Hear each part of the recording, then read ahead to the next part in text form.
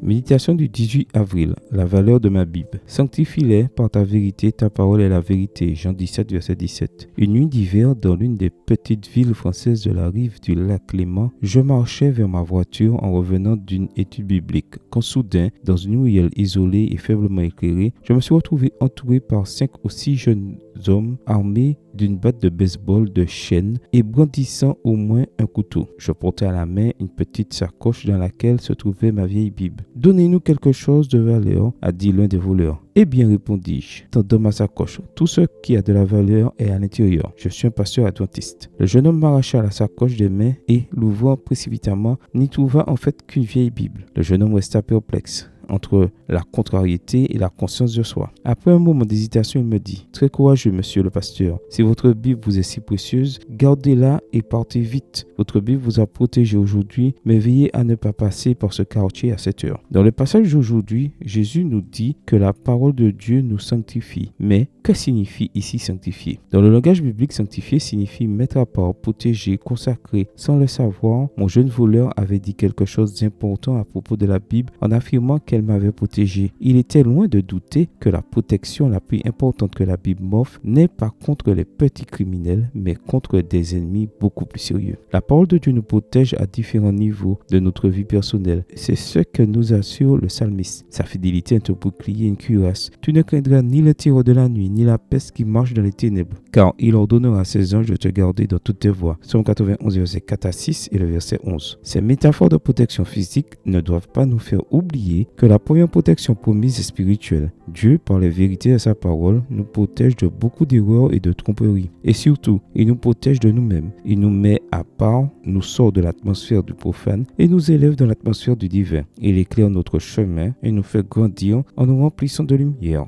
de force, de courage, d'amour et de joie. Merci Seigneur pour tout le bien que ta parole me fera aujourd'hui. Amen. Bonne journée à vous et que le Seigneur vous bénisse.